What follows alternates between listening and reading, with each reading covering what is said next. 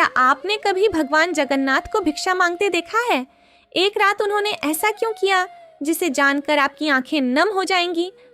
जानिए यह कथा। पूरी धाम के भीतर एक दिन प्रभु जगन्नाथ जी कुछ उदास से बैठे थे। रोज रोज वही भोग, वही स्वाद, वही परंपरा। उन्होंने मुस्कुराते हुए लक्ष्मी जी से कहा, देवी, क्या आज कुछ अच्छा भोग खाने को मिलेगा? लक्ष्मी जी ने आश्चर्य से पूछा, मतलब? प्रभु जगन्नाथ जी बोले, अरे देवी, रोज रोज एक ही तरह का भोग खाते खाते थक गया हूँ। कुछ नया स्वाद मिले तो मजा आ जाए। लक्ष्मी जी बोली, आज तो कुछ नहीं हो सकता प्रभु, आज का प्रसाद पहले ही सिद्ध हो चुका है, कल देखती हूँ कुछ नया। जगन्नाथ जी मुस्कुराए, पर उनके मन में आज कुछ अलग खाने की इच्छा थी। वे अपने बड़े भाई बलभद्र जी के पास गए। दाऊ, मैं रोज रोज एक ही भोग खाकर ऊब गया हूँ। बलभद्र जी ने हंसते हुए कहा, तो मैं क्या करूँ? लक्ष्मी जी से कहो। जगन्नाथ जी बोले, अभी अभी तो वहीं से लौट रहा हूँ, उन्होंने भी मना कर दिया। बलभद्र जी ने हंसते हुए कहा, तो फिर क्या करने का इरादा है?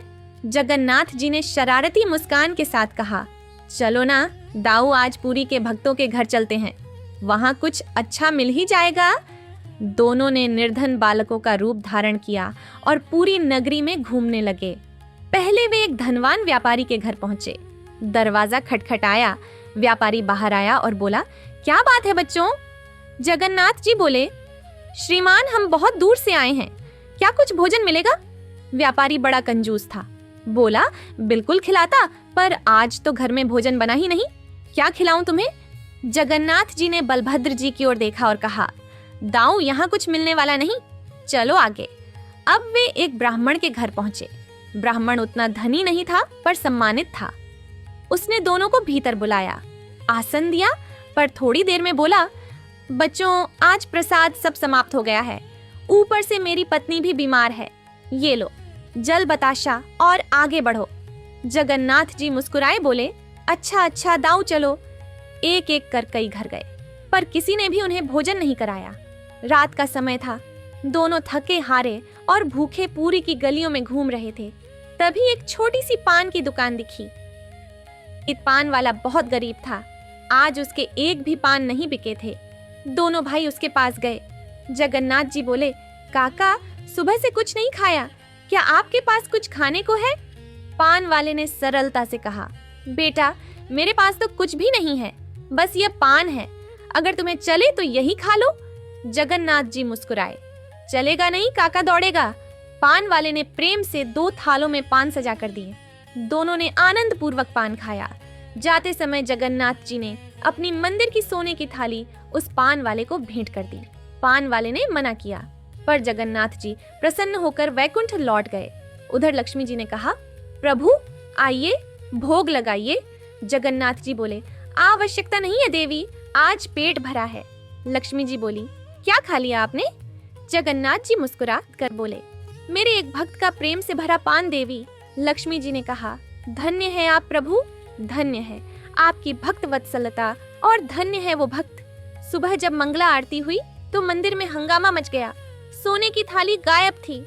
पूरी नगरी में समाचार फैल गया। पान वाले के पास जब यह खबर पहुंची तो वह सब समझ गया, पर वो मंदिर नहीं गया क्योंकि उसे झांत था प्रभु फिर आएंगे। उसके मन में लोभ नहीं, बस प्रेम और प्रतीक्षा थी। रात हुई, वो व्याकुल होकर बैठा रहा। तभी धुंधली रात में 2 बालक फिर से प्रकट हुए। जगन्नाथ जी बोले, काका, आज पान नहीं खिलाओगे? पान वाले की आंखों से आंसू बह रहे थे। उसने 2 थालों में पान सजाए और उनके चरणों में रख दिए। जगन्नाथ जी और बलभद्र जी ने प्रेम पूर्वक पान खाया। जगन्नाथ जी ने फिर अपना पटका देने लगे तो पान वाला बोला, नहीं, अब यह नहीं चाहिए। जगन्नाथ जी ने पूछा, तो फिर क्या चाहिए काका?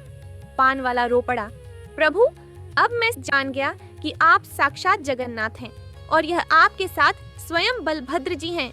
अब कृपा कीजिए प्रभु, मुझे इस संसार के चक्र से मुक्त कर अपने नित्य धाम में रख लीजिए।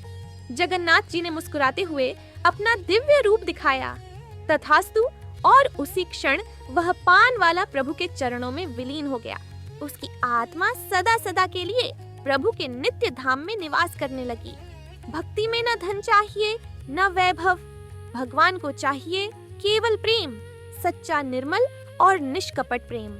जहाँ प्रेम है वहीं जगन्नाथ हैं। बोलो जय जगन्नाथ।